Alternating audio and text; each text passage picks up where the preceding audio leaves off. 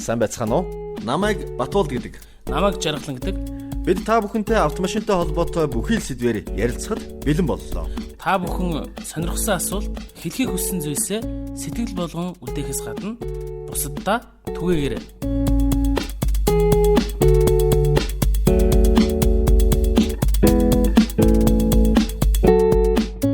Өнөөдрийн зочин Монгол Улсын зөвлөх инженер автохын компани ерөнхий захирал Лавсран оролцож байна. Бид автомашины тослохооны системийн талаар дэлгэрэнгүй мэдээллийг өнөөдрийн подкастаараа хүргэхээр бэлтгэлээ. За тэгэхээр өмнөх дугаар дээр ярьжсэн шиг автомашины бүхэл системүүд тэдгээрт хэрэглэгддэг бүтээгдэхүүнүүдийг бид нар задлж ярихсан. Өнөөдөр бид нар тослооны системийг барьж авч ярилцъя гэж бодлоо штэ. Подкастын ерөнхий ивент тэтгэгч Автохим компани. Тослохооны систем. Манайхан бол одоо яг энэ нэршлэрээ бол тослохооны систем. Манайхан бол одоо юу гэдгийг мотор хороох гэл ингээл яг тэгж яриад байдаг. Тэгэхээр тослохооны систем гэж нь яг юу юм бэ? Энэ талаар ихлээр бас задлаад яриул. Ер нь яг тослохооны систем гэдэг техникт одоо хоорондоо харьцаж ажилдаг эдэнгүүд байдаг. Тэгэхээр тэрийг тослохоогүйгээр ажиллуулах ямарч боломжгүй байдаг. Тэгэхээр одоо өнөөдрийн энэ нэвтрүүлгээр бол ерөнхийдөө яг хөдөлгүүрийн тослохооны системийн тухай ярих гэж бодож байна. Тэгээд тослохооны систем гэхээр ер нь л одоо эдэнгүүдийг илэгдүүлэхгүй байх, эвдрүүлэхгүй байх зорилгоор тослохоо бол зайлшгүй шаардлагатай байдаг. Тэгэхээр тослохооны систем гэж ярихаар манайхан ихэвчлэн одоо манай Монголд ер нь гүйэлт өндөртэй машинууд их хэрэгэлдэг. Гаднаас орж ирсэн тэр болгон шинэ машиныг худалдаж авах боломжгүй байдаг учраас одоо Монголд явж байгаа нийт машины баг 80-аас дээш хувь нь өндөр гүйэлттэй машинууд байна. Гэтэл манайхан болохоор ер нь бүтэн синтетик ч юм уу их л үнэтэй дос хийгээд байвал их сайн бодоод ингэж байдаг. Тэгэхээр тэр бүтэн синтетик дос ихэвчлэн одоо шинэ гүйэлт багтай машинууд хийх юм бол одоо тослогооны чанараа алдах хугацаа нь бага. Чанараа алдах хугацаа нь өөрөөр хэлбэл арай урт хугацаанд чанараа алддаг. Одоо дээдл нь бол яг тэ бүтэн синтетик масл бол ойролцоогоор 10,000 км одоо чанараа алдахгүй явна гэж одоо бичсэн байдаг боловч манай Монголын нөхцөлд бол тэгж явах боломж байхгүй. Манай нөхцөлд бол одоо шулуун явж байгаа машинууд ойролцоогоор 5,000 км бол тослооны систем хангалттай бохирддог. Хот дотор ингээ холхиод явж байгаа ажил гэр хоёрын хооронд ундаг ийм машинууд бол баг 2-3,000 км ч гэсэн дээд зэрэгээр бохирддог. Энэ яагаад гэж байгаа юм гэхээр нөгөө хөдөлгүүр хэвийн хэмжээнд одоо хөдөлгүүр чинь ойролцоогоор нэг 80-аас 90 Цельсийн одоо тийм температурт байж ээж бид нэр одоо усны дач гараа өгдөг штэ. Тэгжээж одоо хэвээ ажилдаг байхгүй. Яг хэвийн дулаа гэсэн үг шүү дээ. Тэгжээж бүрэн хүчин чадлаараа ажиллах нь байна. Тесрэлт бүрэн явагдах нь байна. Нөгөө дулааны зай зазуур гэж нэг байдаг байхгүй. Тэр нь одоо хамгийн бага одоо зай зазууртай болно гэсэн үг байхгүй. Тэгэхээр ийм байдлаас болоод тосоо бас манайхан тохируулах дээрээс нь тэр нөгөө синтетик тос хийсэн бол би 10,000 км явна гэд ингээд явах юм бол бохирдлох явуучих юм бол машин эвдэрнэ л гэсэн үг. За тэгэхээр тослохооны систем одоо хөдөлгүүрийн тослохооны систем яаж ажилладаг, ямар зарчимтай байдгийг гэхээр мэдээж одоо хөдөлгүүрт манайх масл хийдэг, сапууныхан тагаар масл хийдэг. Тэр нь хаана очдөг гэхээр касчд очиж хоригдлогдох нь байна. Машин аслаа гэхээр досны ноцоос гэдэг юм байдаг. Тэр досны ноцоос яадаг гэхээр касчд байгаа досыг сорж аваад тэгээд тэр мотор дотор байж байгаа сувгуудаар өндөр даралтаар шахаж үрэлтэнд одоо орж байгаа эдэнгүүдийг бүр даралтаар хүчээр одоо тосолж өгдөг ийм систем байна. Энэ хамгийн эхлээд юу тослох вэ гэхээр одоо дахиргол дээр байж байгаа 10-ны клач, шихвийн клач гэдэг одоо тийм юмнууд байна. Тэрийг тослно. Тэгээд дахирголын сувгаар дамжаад, блокоор дамжаад дээш яваад хий хуваарлах систем буюу одоо клапингийн механизм гэж байгаа. Тэр хуваарлах гол тэр юмнуудыг тослно. Тэгээд дээрэс нь мэдээж Porsche-гийн coils, gills энэ юмыг тослно. Хаана л үрэлт явагдаж байна. Хоёр одоо эд анги хоорондоо хүрэлцэж шүргэлцэж байна. Тэрийг тосолдог. Энэ системийг үндсэндээ тослооны систем гэж ярьж байгаа. Сая таны одоо энэ ярьж байгаа Porsche, coils, Porsche, gills гэдэг юм одоо ингээд ярьж байгаа зүйлүүд бол нэгсэн доо. Бидний одоо моторын гаднаас нь хараад мэдхэрэг дотор байгаа л эд ангиуд гэсэн үг шүү дээ тийм. За одоо энгийнээр зүүрж ярих юм бол одоо бид нар одоо бидний судсаар цус гүйж штэ тийм үү. Тэрнийг одоо шахаж байгаа ажилуулж байгаа юм нь бол одоо бидний зүрх тэлж агшиж ажиллаж өөрөөр хэлбэл зүрх хэрэг техникийн одоо тослооны системтэй зөөрлөх юм бол тэр одоо тосны ноцоосны оронд бидний зүрх тэр бүх биеэр цусыг эргэлдүүл шахаж ажилуулж байгаатай адилхан техникт одоо тэр маслын ноцоос гэдэг юм ингэж түгээж шахаж ажилуулдаг юм байх. Тэгэхээр тослооны систем бохирдсноос болоод ямар доголдол үүсэх үү? Хор нөлөө нь юу байх вэ? Тэгэхээр нэгдүгээр тослооны систем бохирдохоор тэр нарийн сувгуудаар тэр галапингийн механизм бусад эд ангиудад очиж байгаа. Тосны даралт буу, тослогоо дутуу явагдах нь. Тослогоо дутуу явагдсанаас болоод яах вэ гэвэл муу тослогдохоор мэдээж илэгдэл үүснэ. Энэ эвдэрлийн их үүсэр болдог. Тэгэхээр тослогооны системийг юу бохирдуулаад байдаг юм бэ? Одоо тэрл тоос шороо оруулж гэдэг юм уу? Ингэж бохирдуулдаг юм уу гэвэл үгүй. Тослогооны системийг ганц бохирдуулж байгаа юм бол ерөөсөө л дутуу шаталтаас үүссэн хөөд ортог энэ тослогооны системийг бохирдуулж. Гаднаас ихээс илүүтэйгээр дотор одоо тэр мэдээж мотор ажиллаж байгаа учраас эргэлт одоо үүсэж байгаа тэнд дотор одоо бүрэн хүчин чадлаараа ажиллаж байгаа хэвээр юм дутуу одоо ажиллаад ирэхээр л гэж би бол харах ханаар тэг шууд ойлгоод байна л да. Ер нь аль болохоор бид нар энгийнээр одоо бүгдээрээ энэ техникийг нарийн судлаад үзсэн биш боловч бүгдээрээ л одоо жолооч гэдэг чинь мэрэгжил биш.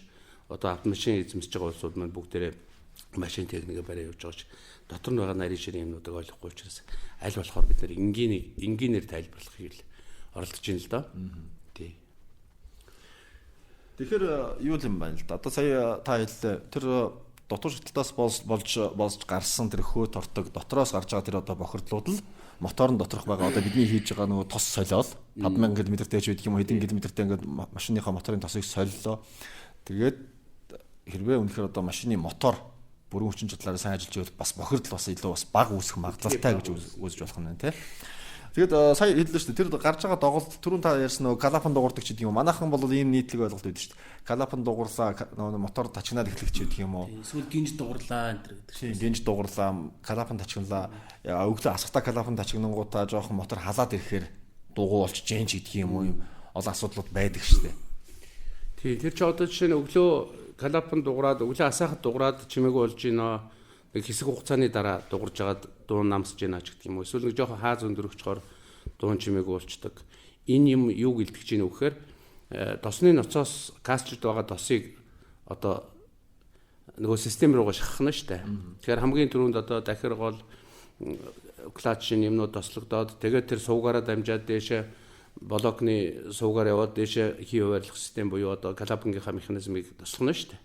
Тэгэхээр тос зарцуу байхад нөгөө сувг нь нарийсцсан байх юм бол тосны ноцоос хичнээн шахаж байгаа ч гэсэн тэр дээд анги дээр тос дутуу очих нь шүү дээ. Тэгээд тос дутуу очиод дуурж ийна л гэдэг чинь тэнд тослогоо явагдахгүй илэгдэл явагдаж байна гэсэн үг байхгүй. Энэ чинь л одоо нөгөө эвдэрлийн их үүсвэр болно. Илэгдэл явагдаж байна гэсэн үг. Тэгэхээр энэ юунаас болж байна вэ гэхээр бохирдлоосоо болж байна. Яагаад нэг шинэрхүү машин өглөө асаахад дуурахгүй нэлээ хуучирсан ч гэдэг юм уу. Эсвэл бохирдлох хүүс машин ингээд дуурж ийн гэдэг чинь л ерөөсөө л одоо хүнээр юм бол судасны хан нарийсан байна л гэсэн. Тэр хан ер нь одоо яагаад нарийсах вэ? Одоо тэр одоо тослооны сувг гэдэг яриад шүү дээ. Тэр сувгууд яагаад нарийсчих вэ?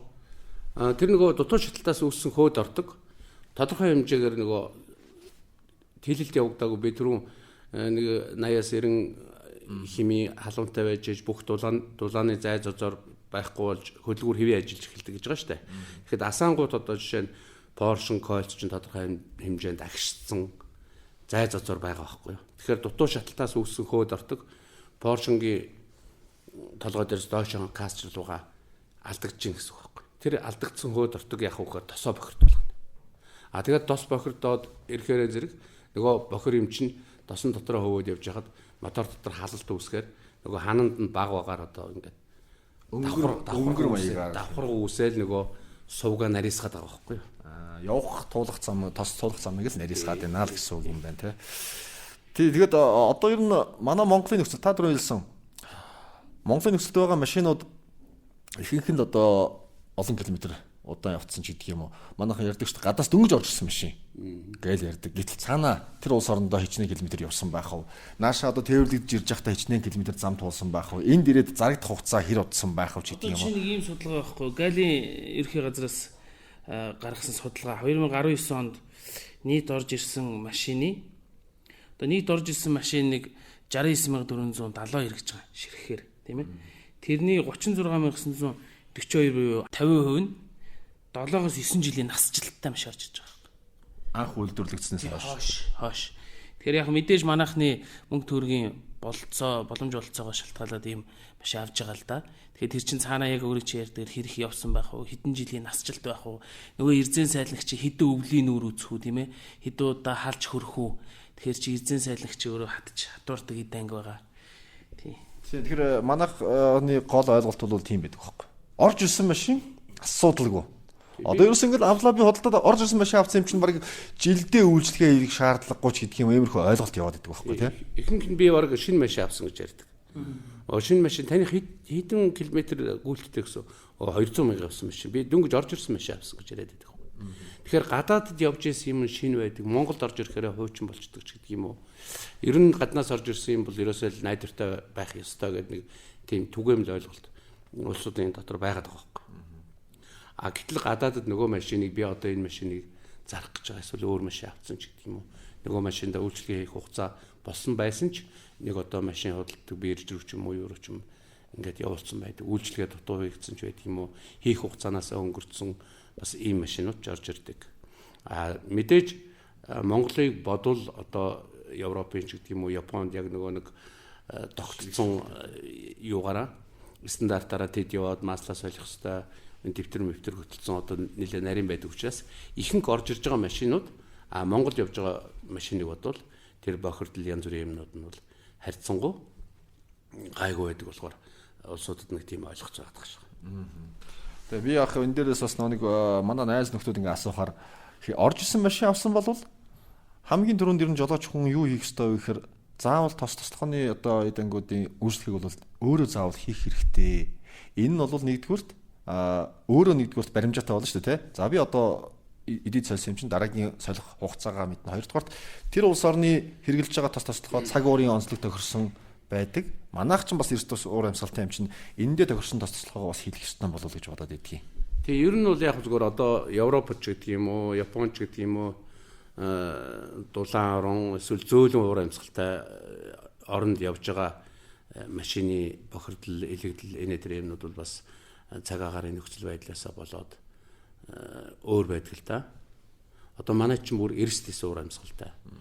Өдөр 10 градусын дулаан байж яснаа шөнө гас 20 градусын хүйтэн хонжох жишээтэй ч байдаг юм уу. Их мэтлэн энэ юмнаас болоод нөгөө халуун хөвдний зөрөөнөөс болоод нөгөө өмнө нь ярьжсэн түвшний систем яаж бохирддог гэхээр нөгөө агаарын чиг конденсатлагдаад ийм юм болдог гэдэг. Агаарын чиг конденсатлагдаж тэр бохирдол үүсэх юм чинь зөвхөн түвшний систем банкн доторч болоод байдаг юм биш. Поршонгоор сорогдож одоо орж ирсэн агаар температурын зөрүүгээр конденсатлагдаад бас тэр ус чиг үүсэж байдаг ийм. Тэгэхээр манай нөхцөл бол бас нэгдүгээрт одоо цаг уурынхаа нөхцөл байдлаас болж байна. Нөгөө талаасаа бид нэр тос тослогооны материалыг өөрснөө үйлдвэрлэдэггүй. Холоос зөөж тээвэрлж ирдэг. Зарим нь одоо юу гэдгийг урд төршөөс ч гэдэг юм уу бас хямдхан үнээр орж ирдэг. Нөгөөх нь чанарын шаардлага хангасан байх уугүй юу гэдэг бас эргэлзээтэй ийм байдаг л да. Тэгэхээр энэ тос тослогооны юм дээр бас одоо машин эзэмшигчд маань нэлээ анхааралтай байх хэрэгтэй. Тэгээд ямар ч синтетик хичнээн үнэтэй тос байлаа манай нөхцөлд 5000 км-с дээш явуулах юм бол тэгэл машиныхаа хөдөлгүүрийг ерөнхийдөө эвдэж гинэ л гэсэн үг. Тэгэхээр нөгөө сая өдөр шөнийн температурын зөрүү гарч таа. Тэгвэл би бас өмнө бодж үзэхгүй. өвөлдөө хасах төч хүрдэг ш зарим газар. Бүр шөндөө хасах төч хүрдэг Улаанбаатар хотод. Зундаа бол бас нэмэх төч мөч хүрээд идэг ш хаа нэг 35 6 болоод л ид халууны үед. Тэнгүүд манайхан яадаг гэхээр мотортой нэг тос игээл синтетик тос ийц 10,000 явдаг. Тэгээд синтетик тос ийц юм чинь жилээ даана гэдэг. Тэгээ нэг тосоор нь хасах төч нэмэх төч гэхээр Цельсийн 80 градусын савлгаа 80 градусын савлгаанд л нэг тосоор зэтгүүлж байгаа юм л да. Тэгэхээр илүү хурдан илэгддэг. Тэгээ та өмнө нэг ярьжсэн да 5,000 ч арай биш л байна да. 5,000-аас ч наан тос их хурдан харалж байна да гэд нэг та ярьжсэн. Тэгэхээр тэр үл яг манай нөхцөл байдал тааруулаад 5,000-аас наанч тосоос олж болно гэж ойлгохгүй. Тий би түрүү хэллээ одоо ингээд юу гэдгийг цөөхнөлдөө тийм машин байнга одоо юу гэдгийг нэг хот хооронд явж идэг автобуснууд ч гэдэг юм уу эсвэл тээвэр хийдэг тээврийн машинууд ч гэдэг юм уу энэ машинууд бол харьцангуй одоо бохирдол бага явагдах нэ. Яагаад гэвэл нөгөө хөдөлгүүр хэвийн хэмжээндээ хүртэл халчаад одоо жишээ нь юу гэдгийг дархан хүртэл нэг 2 цаг 30 минут ч юм уу 3 цаг явхад бол хөдөлгүүр бүр яг тэр 3 цагта яг хэвийн ажиллаж байгаа байхгүй. А гэтэл хот дотор байдаг нэг нөхөр машин унлаа гэхэд гэрээсээ гараад ажил дээрээ очих хүртэл 3 км. Гадаа хас 20 градусын хүйтэнтэй ч байдгийн 10 градусын хүйтэнтэй байдгийн нөгөө машиныг асаагаад ажил дээрээ очих гэжэл тэр хөдөлгүүр нь баг халж амжихгүй. Тэр хооронд яадаг вөхөр нөгөө дутуу шаталт явагдаад байдаг. Би дээр нөгөө нэг айлын нөгөө 100 пэшентэй зөөрөлж нэг ярьж байсан шүү дээ. Тий. Хөрцөн одоо тэр 100-нд нэг хэдэн мод хийчээд хариугун сайхан ноцгож явахт нь нөгөөдхөө унтраачаад дахин галлах гэдэг байвал одоо тэр айлын гэрээр дүүрэн утаад ортог хачин юм болно үстэй. Тэгэхээр тэгж бүрэн шаталт явагдахгүй болохоор энэ бол баг хот дотор бол 1000-2000 км ч гэсэн бохирдол хангалттай явагдах. Тийм учраас манайхан би баг явдггүй мó ажил гэр хоёрын хооронд л унд миний машин баг одоо тос солиод байх шаардлагагүй ч гэдэг юм уу. Нэг тийм болоод идэг. А нөгөө талаас манайхны асар их алддаг нэг юм нь юу гэхээр Porsche-гийн койл цуган давааригдаад цэнхэр утаа хаяад машин тоссоо иддэг болоод эхэлдэг. За одоо нэг 100-200 км яваад ч юм уу 500 км яваад нэг литр тосны мүлдэгч гэдэг юм уу. Тийм болоод эхлэнгүүт нь тосоо солихоо болчихдог. Би өдөр болгон баг шин тос нөгөө нэмж хийж байгаа. Тэгэхээр миний тос баг л шинжлэгдээд яваад байгаа гэсэн нэг буруу ойлголт байгаа гэдэг байхгүй.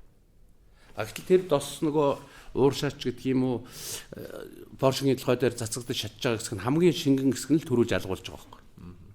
А гэтэл нөгөө бохирдол болоод үүссэн нөгөө хөөд ортог лаг юмнууд нь яадаг юм гэхээр хуримтлагдаад үлдээд идэх байхгүй. Тэгэхээр тэр нөгөө тос нэмдэг машин миний тос шинжлэгдээд явж байгаа гэдэг бол асар буруу ойлголт. Тэгж явсаар байгаа сүүлд нь нэг өдөр тосын солих гээд үзэхэд сапууныхын тагийг аваад ингээд цааш нь лавхан харах юм бол Галапагийн тагын дотор шавар шиг юм болчихж байгаа. Тэр хизээ нэгэн цагт одоо нэг тос солиход ч юм уу сувг бүглөөд мотор зохиход бэлэн болчихж байна гэсэн.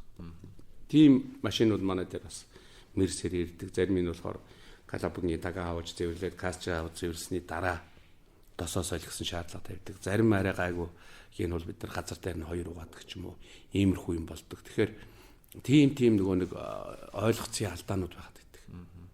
Нөгөө тос дундраад байдаг машин бэ тосоо нэмэл байгаа юм чинь бараг солих шаардлагагүй гэж явдаг бол маш буруу.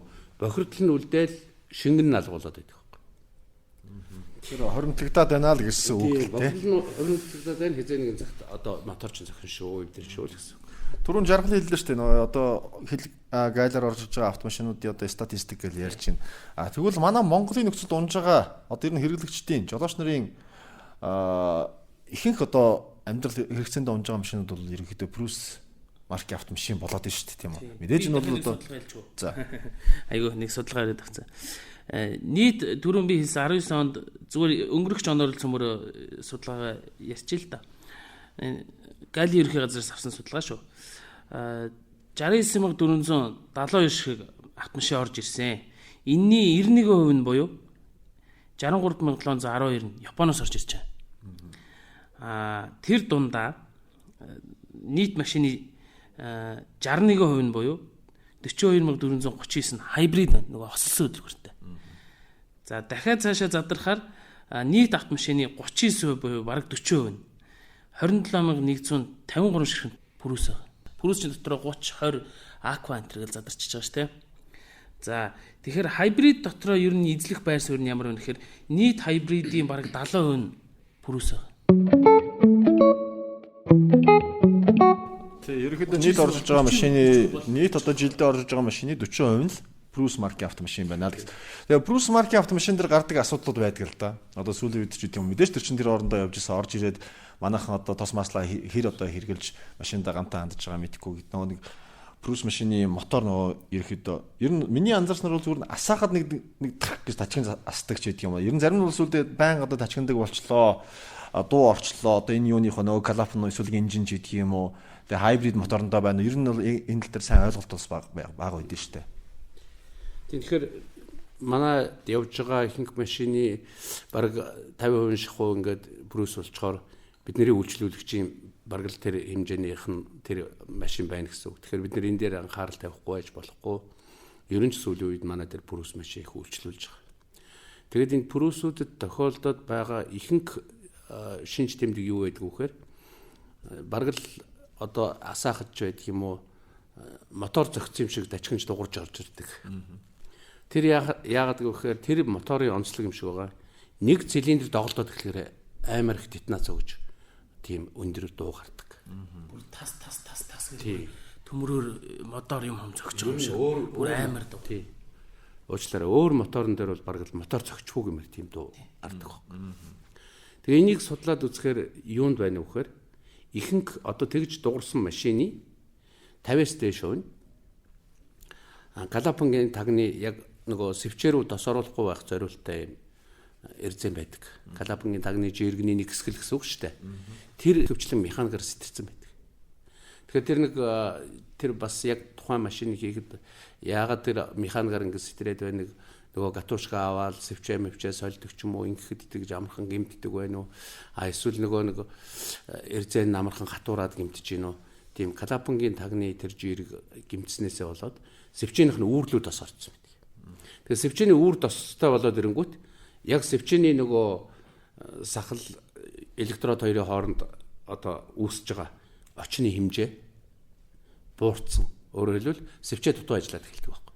Тэгэнгүүт нэг юм уу 2 3 цилиндр нь одоо ингээд хивээ ажиллаж хахад нэг цилиндр нь дутуу ажиллаад эхлэхээр детонац өгөөд тачгинж дуурж байгаа байхгүй. Тий. Тэгээд тэрийг бол одоо манай нөгөө бас хойжил зогсоогч хийгээч гэдэг юм уу зүгээр болчихно гэж улсууд найдаж бас хийх гээд байдаг. Тэгвэл тэр эрзэн бол ихэвчлэн механикаар гэмтсэн байдаг. Тийм учраас ихэнх бүрүүсүүд жоохон тачигнаад эхлэх юм бол бид нар юу зөвлөдөг вэхээр эхний ээлжинд Галапагийн тагны жиргэн комор сольж байгаа. Тэгээд мэдээж тэгж нөгөө доголдож явсан учраас тэр доголтоо явсан цилиндрийн даралт буураад койлцууд нь суганда баригдсан байдаг. Тэрийг бол манай нөгөө мотор гагчаар угаагаад Поршенгийн койлц чөлөөлөгдөд ирэхээр зүгээр болчихно.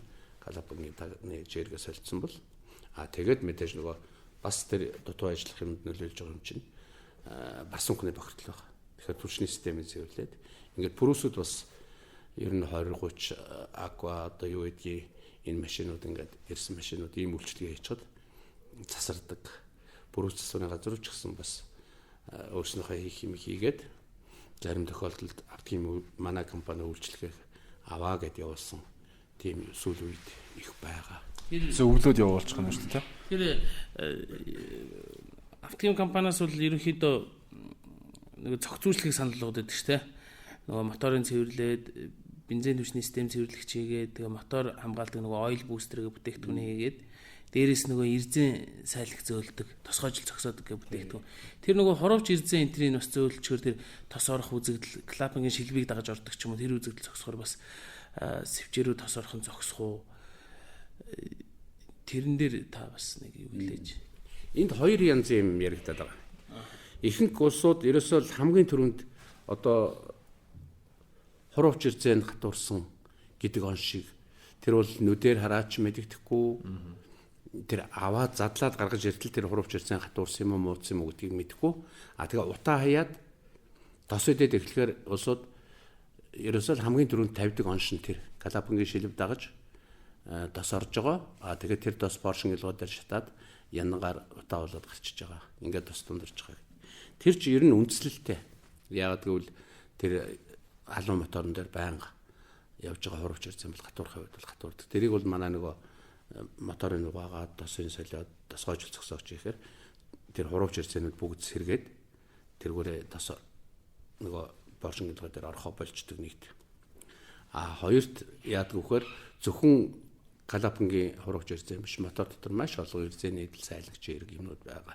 Тэрийг бас гадагшаад бас алдах, дотроод бас алдахын юмнуудыг зогсоогоод өгч гинэ гэсэн үг. Тийм учраас ер нь үйлчлэг хийхдээ энэ зохиц үйлчлэгийг хийчих шаардлагатай. Гэхдээ одоо нэг 5000 км яваад одоо жилдээ 2 удаа үйлчлэг хийж байгаа машин бол анхны удаа тосгоожил зогсоогч хийцэн бол дараагийн үйлчлэгийн дээр зайлшгүй тэрийг хийх гээд байх шаардлагагүй.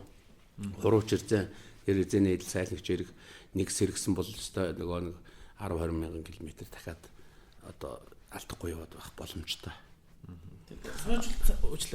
Тосгоожил зогсоогч гэснээс та нэг өмнө нь зүтгүүрийн нөгөө вагоны зүтгүүр гэж ярина тий.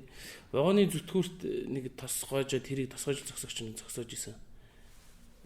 Юу гэсэн ч тохиолдол байсан. Тэрийг та би буруу санаж байна. Тэр үгүй баха. Бид нэр зүгээр юуны Монголын төмөр зам гээд байсан. Тэнд одоо нэг радиатор нь хөргөлтийн системд доголдож байсан.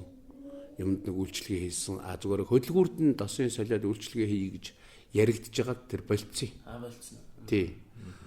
Тэр нэг юу нэг тохиолдол байсан. Тэр нь болохоор тэр нөгөө зүтгүүрийн толгой юу яасан байхгүй юу? Тэд нар өөрснөө нөгөө мотор боогод тавьсан байхгүй. Тэр чинь асар том хөдөлгүүр шүү дээ. Тэгээд тэр хөдөлгүүрийг засаад бүрэн ээлжигээд асаасан чинь ус маслал нь холилдсон гэж байгаа байхгүй. Өөрөөр хэлбэл антифриз нь дос руугаа орсон гэсэн үг. Тэгэхээр тэр нь бид нөгөө хөргөлтийн систем битүүмжлэгч хэрэгжилж үзсэн. Тэгээд тэр чинь хэдэн литр антифриз ордог байлаа. Ер нь нэлээ их орж исэн. Тэгээд нэг 40-50 ширхгийг манахаас авч хийсэн байхгүй. Тэрийг эргүүлээд нөгөө задлал одоо тэр чинь зөвхөн дээдлийн одоо Калапангийн тагийг авахтал тэрийг хүн өргөөд даахгүй тэрийг каранаар өргөж авдаг. Тэгээд тавьдаг ийм буцаа задлан гэдэг бол асар их зардалтай байгаа байхгүй. Тэгээд бид нар зөвлөж байгаа хөргөлтийн систем битүүмжлэгч гэдэг юм хийсэн. Тэгээд тэр нөгөө хөргөлтийн шингэн ус руугаа орохоо болоод өөрөөр хэлбэл тэр одоо тэрийг буцаага задлана гэх юм бол ямар ч их ажил орох юм. Тэгээд дээрэс нь нөгөө гавлын жирэг мэргийн буцаага солино гэвэл тэр бүх ажил болох байхгүй. Тэгэхээр цаг хугацааг тэгж хэмнэсэн тийм болсон гих мэтлэнгээр яг нөгөө автохимийн үйлчлэгийн юмнууд ингээд зөв оншин олоод хийх юм бол цаг хугацаа хөрөнгө хэмнэх тал дээр бол гайхамшигтай л да. Гэхдээ тэр бол жаргал нь нөгөө тосгоожил зогсоогчигээ тос тогтоосон гэдэг нөгөө тэр сонссон юм буруу ойлгосон юм шиг байна. Тэр бол нөгөө ус маслал холилдсон тохиолдолд хийсэн нэг тийм тохиолдол байна. Яг бид рүү юу асуух гэсэн гэхээр тэр сайлын гэрцэнүүдийг одоо зөөлөгчийг тосгоожил зогсоогчийг хийлээ гэхэд ер нь бол нэг 10-20 мянган км-тэй бол эргээд одоо сэргээд хэвээ ажиллана гэж байна шүү дээ тий. Тэгээд мэдээж магадгүй одоо тэр тодорхой хугацаанд ажиллаад буцаад магадгүй гэдэг хатуурах шийдэх юм уу? Энэ үед ахаад хийгээд ахаад сэргээж болно шүү дээ тий.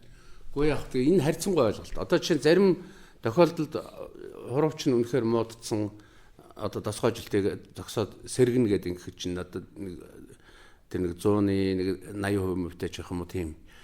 Яагаад тэгэхээр бид нар тэр моторын өөх түүхийг мэдэхгүй. Зарим тохиолдолд манайхаа яадаг вөхөр радиаторын задраач гэдэг юм. Антифризээ тургуулсан. Усаа нөгөө улаан зурааснаас нь дээш бүр халаагаад мотороо халаадсан. Бүр баг улайсах шахуу болцсон чинь тэр тийм тохиолдол байдаг. Тэрийг нөгөө өмнө нь хүнээс судалдаж авсан хүн бол нөгөө одоо машин аваад ирж байгаа тэр хүн ч мэдэхгүй байдаг. Тийм тохиолдолд яадаг вэ гэхээр хуравч ирзэн жишээ нь бусад ирзэний эдэл сэргэх боломжгүйгээр хатуурцсан баг шатцсан гэсэн үг байхгүй. Тийм болцсон байдаг. Тэрэн дээр бол тосгоожил зогсоогч хийгээд тэр бол тогтохгүй. Тэгэхээр тэр машины одоо моторын хит халаах юм бол одоо ховрол үзэгдэл л дээ. Гэхдээ одоо жишээ нь тийм тохиолдол байж болох нь тийм тохиолдолд бас маргаан үүсгэж шалтгаан гарч ирэх тохиолдол байдаг. Яагаад гэвэл тэрийг өмнө нь яаж мотор халаасныг бид нар мэдэхгүй. Сүүлд нь нэг хүн дамжуулаад хутлаад авсан байдаг нөгөө ч хүүхдүүх нь мэдэхгүй ийм байдаг. Ийм яг ховорхон ийм тохиолдол бас байдаг. Тэрнээс ер нь бол хэвийн тодорхой хийх хугацаанд үйлчлэгээ хийгээд ингээд явж байгаа машинд нөгөө ашиглалтын явцад хатуурсан энэ эрзэнүүд бол бүрэн сэргдэг. Бид нар өнөөдөр болохоор ерөнхийдөө яг манай Монголын нөхцөлд одоо ихэнх хэрэглэгчид унж байгаа Prusa автомашин дээр ерөнхийдөө тулгуурлаж яриад байна л да.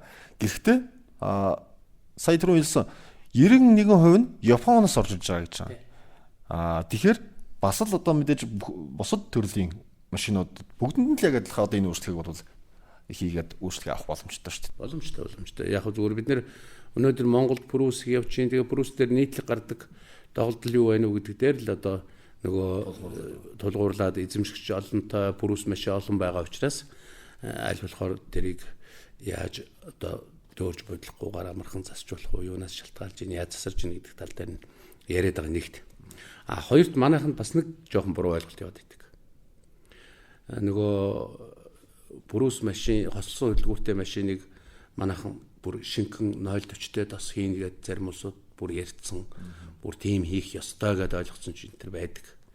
Тэгэхээр машин одоо яагаад 10-40-тэй тос 20-50-тай 15-30-тай ч гэдэг юм уу одоо зууралдах чадвар өндөртэй ч гэдэг юм уу арай жоохон өтгөн ч гэдэг юм уу ийм тос ингээд үйлдвэрлэгчд гаргаад байгаа юм гэхээр тодорхой хэмжээнд хөдөлгүүр илэгдэл явагдаад зай зазортой болоод ирэх юм бол арай жоохон өтгөн тийм тос хийх шаардлагатай болох юм. Зууралдах чадвар өндөртэй тос хийх шаардлагатай байх юм. Эсвэл уралдааны ч гэдэг юм уу маш өндөр эргэлттэй хөдөлгүүрт бол одоо нөгөө хурдан эргэлттэй байх үүднээс нь бүтэн синтетик шинхэн тос хийж явах жишээтэй.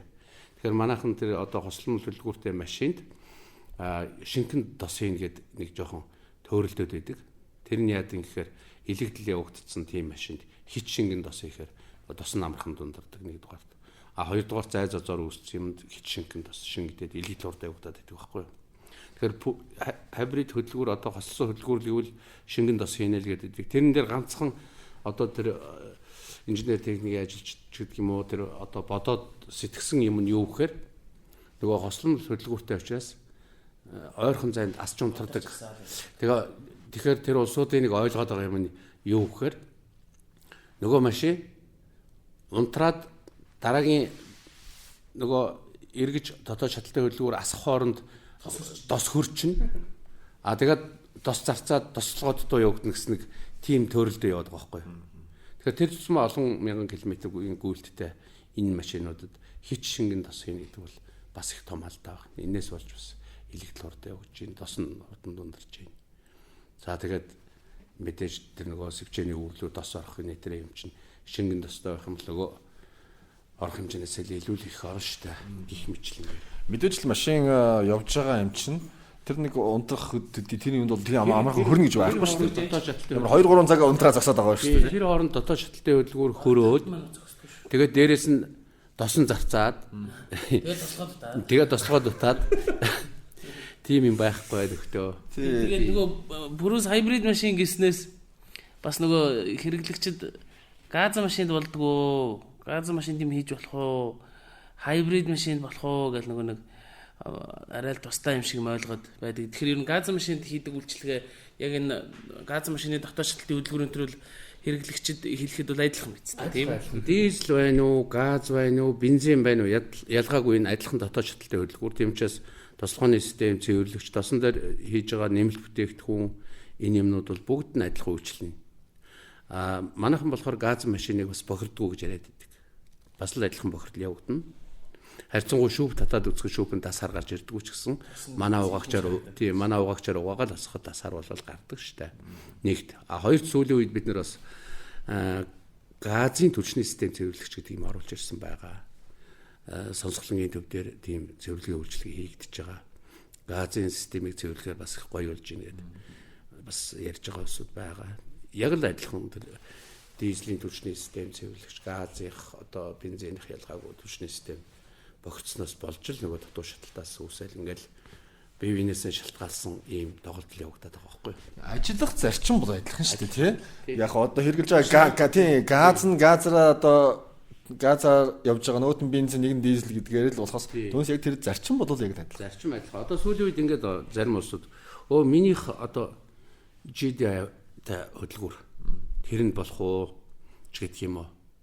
Нөгөө VVTi гэдэг шинэ юм гараад ирсэн. Тэр нь болох ууч гэдэг юм одоо ингээд яг өөрийнх нь хэрэгжилж байгаа машин л одоо ерөөсөө цоо шин одоо тусдаа юм бий болсон юм шиг. Эсвэл одоо энэ хослол үлгүүртэй машинд энэ үйлчлэгээ хийж болох уу гэл. Минийх Америк машин Германд бас болох уу гэж байна. Тэгэхээр энэ бол ер нь одоо дотоод шилтэлтэй хөдөлгүүр гэдэг юм бол дэлхийн нийтээрээ хэрэгжилж байгаа нэг л зарчимтай. Тэр одоо GDI гэдэг юм уу тэр одоо юуныхаа шатхууныхаа даралтыг өндөрсгдөгч гэдэг юм уу VVTi гэдэг одоо галабанга одоо онгойлох цар хүрээг нэмэгдүүлэгч гэдэг юм уу эрт ороо болгодог энэ юмнууд бол дотоод шаталтын хөдөлгүүрт хийгдэж байгаа л одоо сайжруулалт нэмэлт юм байна. Зарчим бол адилхан. Түрүүн хэлсэн л дээ нөгөө бүхэл юм одоо сайн бүтэн синтетик гэхээр л сайн байдаг гэдэг шиг биш. Одоо сэвчэн дээр хүртэл ярьдаг шүү дээ. Нөгөө хоёр сагалтай гэдэг юм уу юутай болохоор л одоо мундаг. Тэгээ дөрвөн сагалтай болохоор л мундагч гэдэг юм уу. Тэгэхээр яг машин тохирсон сэвчээ, машин тохирсон тосч гэдэг юм ингээл ярьдаг. Би яг эндээс юу асуух гээд нэхэр та түрүүн нөгөө тосны чанарын талаар ярьсан тий. Тэгэхээр манайхан нэг юм дээр төвөрлөдөд байдаг. Дан одоо яг тийм хибридэд шингэн тос хийдэг гэдэг шиг өвөлдөө ямар тос хийх үү, зундаа ямар тос хийх үү гэдэг дээр бас их төвөрлөдөг. Мэдэхгүй тохиолдол бас байдаг. Зарим нь одоо хотод тосмоос л солиоч хөдөө гадаа явж байхдаа мэдэхгүй аваад хийждэг ч гэдэг юм уу. Энэ дээр та нэг зөвлөгөө өгөөч. Өвлийн дос, зуны дос гэдэг ер нь одоо монголчууд тэгэл бараг л нийтээр нэг тийм ойлголттой байдаг. Өвлийг өөр төрлийн дос хийдэг, зуныг өөр төрлийн дос хийдэг. Энэ ерөөс хоёр өөр юм байдаг. Нэг өвлийн төрш, зуны төрш гэдэг шиг юм ойлгоод байдаг байхгүй юу. Тэгэхээр яг зүгээр нөгөө тэр одоо олон мянган километр гүйлттэй машинд бол уг нь тохирох нь бол тэр хагас синтетик 10-40-тэй ч юм уу тэрнээс илүү зуралдах чадвартай арай өтгөн тос хийвэл моторын илэгдэл тэр юмд одоо арай эерэг нөлөөтэй байхгүй юу. Гэтэл манайхаа өвөл болох гэж байна одоо бүтэн синтетик хийхгүй бол болохгүй гэд 90 хэдийн оны машин ч гэсэн л одоо хийчдэг. Энэ тэр шинхэн тосны өвлийн тосны тэр хэрэг хизээ гардаг гэхээр шүн одоо хасах 30-40 градус ч юм уу гадаа тавьж хончоод өглөө хасаахад нөгөө астаачир жоохон хүнд эргэж машин хасдаг нэгт. Хоёрт нөгөө бохирдолтой нөгөө түрүүний ядгаар тослогооны сууг мууг нь жоохон нарийсцсан байх юм бол нөгөө захын мэдрэлийн гэдэг шиг нөгөө калапангийн механизм айл хол очиж тослогдох газрууд нөгөө зарцуу тос арай жоохон удаан очдог. Тийм учраас л өвөл шинхэн тос хийн гэж яриад байгаа юм. Тэр нь бол машин хасаад үндсэндээ нэг үсрээд нэг 5-10 минутын дотор л тос халаад шингэрчих юм бол нөгөө хит шингэн тос маань өвөлч гэсэн бас шингэдээд л байдаг байхгүй юу. Өвөл байлаагаад гадаа 20 градустай байна уу 30 градустай байна уу бид нар усныхаа датчгийг харахад бол голдоо ирсэн л байдаг. Тэр мотор 80-90 градус хүртэл алдсан байна л гэсэн. Нөгөө тос шингэрдгээр шингэрж байгаа. Тэгвэл өдөрт одоо 8 цаг ажилдаг дотоод шаталтай хөдөлгүүр байлаа гэж үзэхэд эсвэл 10 цаг ажилдаг ч гэдэг юм уу дотоод шаталтай хөдөлгүүр байлаа гэхэд тэрний нэг 5 минутанд л одоо тэр нөгөө шингэнийх нь хэрэг нь гараад үлдсэн нөгөө 7 цаг хэдэн минутанд ч байдаг юм уу тэрэнд досон шингэдээд байл гэсэн үг байна. Тэгэхээр ерөөсөө л эндээс бол манай залуучууд жолооч нар бол нэг л юм ойлгочих хэрэгтэй юм ба шүү дээ. Би машина хэдийн хугацаанд яаж ундаггүй? Манай ажил гэр хоёрын хоорондох зай хэр холов? Би өдөржингөө машин ундаггүй эсвэл нэг 20 минут ундчаад тавьдггүй ч гэдэг юм уу те. Энэ болгоноос хэрэглэнээс хамаарат бас тэр явгаа тохируулж болох юм байна л да. Тэгээд миний бас нэг бодоод идэг юм байт юм. Манайхан жолооч нарч бас сонирхох бах. Энэ тосон дээр байдаг тоонууд байдаг шүү дээ. 10 40 5 40 одоо гээд энэ тоонууд яг юу гэж илэрхийлдэг ямар учиртай юм бэ? Хол харж хол явна. Автхим компани. Тий, одоо жишээ нь 5W40 гэдэг юм уу те? 5W40 гэж байна. 1040 гээд 1540 гээд ингэж байгаа. Тэгэхээр энэ W үсгний урд байж байгаа тоо шүү дээ. Энэ тоо багасах тусмаа дос шингэрж байгаа. Зарцах температур нь өөрөөр хэлбэл багасж гин гэсэн үг. Одоо 540-тэй дос бол 1040-тэй досноос бага зарцах нь шүү дээ. Шинхэн дос гэсэн үг. Шингэн байл гэсэн үг. Тэр хоёр дахь тоо нь болохоор 40 30 гэдэг. Тий 40 30 50 гэдэг энэ төр байдаг. Тэр нь хөдөлгүүр халаад температур нь өсөх тусам тэр тосны шингэрх хэмжээг заадаг. Тэгээд манай жишээ нь одоо 20-50-тай тос байдаг. Энэ бол одоо дизель хөдөлгүүртэй, нэлээд хуучин гүйлт өндөртэй, тэгээд одоо өндөр ачаалд ажилладаг одоо техникүүдэд илүү тохиромжтой байдаг. Тэгэхээр яах нь вөхөр урдлынхын тоо 20 гэдэг чинь нөгөө юу 5 маваас ч хамаагүй их бол явж байгаа учраас өтгөн байна гэсэн. Хойдлын тоон өсөөд 50 болцсон нөгөө 40 биш 30 биш 50 болцсон байна гэдэг чинь халсан ч гэсэн шингэрх нь бага байна гэсэн. Ийм л ерөнхий. Тэгээд энэ бол яг одоо ингээд бүр юу гэдгийг яг зөвхөн энийг заасан гэсэн юу биш. Яг нарийн томьёонд оруулаад яах юм бол нөгөө зурлах чадвар мадвар тэгэл юм байгаа. Гэхдээ энэ тосны ихэвчлэн ойлгомжтой байдлаар л хэлэхэд тэгээд ер нь тосны графикууд байдаг л да. Одоо тэр тоонуудыг тавьчаад тэдэс тэдэн градус зарцсан тэдэс тэдэн градустэй тэр гэсэн юу байдаг. Ерөнхийдөө тооны учир нь бол тийм хөл. Энийг бас жолооч нар маань ер нь ойлгоод мэдээд авсан багт хэрэгтэй л баг л та. Худалдаж авахтаа хүртэл бас ер нь тий. Гадуур явж чад гинтийн ямар ч асуудал гараа билээ тий. Тэгээд одоо түрүүн таарсан мотор цэвэрлэгч гэдэг байгаа тий. Тослооны систем цэвэрлэгчийг хуучин тосон дээрээ 20 км-ээр дасгаад тосоос олоо шинэ тосон дээр юм хийнэ гэж ярьж штэ. Эдрийг ер нь хэрэглэгчид өөрсдөө аваад хэрэглэх боломжтой байдаг. Боломжтой. Энэ дээр ганцхан юу анхаарах ёстой вэхээр одоо хүнээс машин авсан ч гэдэг юм уу. Өөрөө эсвэл ерөөсөө нөгөө түрүүний хэлдгээр тосоо нэмээд огт тосоо солихгүй яваад байсан. Калапангийнхэн тагн дотор тийм шавар шиг юм болцсон ч байдаг юм уу. Эсвэл одоо тэр тосны буцдаг тэр ер нь мотор дотор байж байгаа эдэнгуудын хананд зузаан гатсан өнгөр мөнгөр үүссэн ийм тохиолдолд бол тэр нь бас задарч амжихгүй сувг бүглэх аюултай учраас тийм биш үз гэдгийг одоо өөрснөө хийх гэж байгаа улсуудад бид нар байнга тэрийг асууж анхааруулж өгдөг. Тэр бол ховорхон байдаг. Тэгвэл одоо хэрэг тохиолдвол бас тэр тийм таатай юм биш. Ийм байна. Тэгээ түрүү нөгөө Батбол тэр ярьж хаад орхисон нэг сэдв байна. Ер нь яг одоо ингээд хотын бөглөрлж гэж юм. Дээрээс нь одоо өвлийн 3 сар байна уу? Тэгээд нэг тий. Тэгээд одоо гэр ажил 2 км-ийн ч юм уу 1 км-ийн ч юм уу зайтай байдаг. Тэрэнд бараг өвлийн хүйтэнд тэр хүйтэн машиныг асаагаад нөгөө хөдөлгүүрийн зовоогоод ингэ явж ирсний оронд ёстой тэр хооронд нийтийн тээвэр хэрэгслээрч явждаг ч юм уу. Тэр өвлийн үйлрэлд тэгж асааж явж байгаа машин бохирдол, элэгдэл юм нь 2-3 дахин их байдаг. Тийм учраас эдийн засаг машина хайрлах үүднээс ч гэсэн тэгээд дээрэс нөгөө хотын төвөгжрэлд хувь нэмрээ оруулах нөгөө иргэн хүний үүрэг нийгмийн хариуцлага гэдэг юм бодох юм бол бас одоо ойрхон гэртээ улсууд тэр хөөрхийн машиныг тэр хүйтнээр нь тэгж тачигнуулж ингэж явахгүй байх юм бол нийтэд бас урайлаад хэлчихад бол бодвол бодвоштай л юм байдаг. Ер нь манай нэг 40-50-аас дээш настай улсууд бол ихэвчлэн өвөл болохоор нэг машина тавьждаг бас уламжлал байдаг. Тий. Сайхтар юу биш үү? Хашир биш үү те? Ер нь хаанаа л бодоход шүү дээ тий. Өөрийгөө ч бодсон, өрөөлийг ч бодсон тийм. За тэгэхээр ер нь ийм байдаг л да. Одоо манай подкастыг сонсож байгаа залуучууд маань бол бидний энэ подкастын дор сэтгэл хэлбэрээр асуултуудаа ирүүлж болно. Айгуунтай адилхан одоо автогийн компани одоо оператор утас 7711 6950 гээд энэ дугаар дээр бас жолооч нар хэрэглэгчид бас яг энэ олон асуултууд ирүүлдэг л дээ. Тэгээ энэ асуултуудад одоо жишээлбэл яг энэ мотортой холбоотой, энэ тослооны системтэй холбоотой олон асуултууд байдаг. Эндээс бас хэдэн асуултанд хариулт авъя гэж бодоод байгаа юм.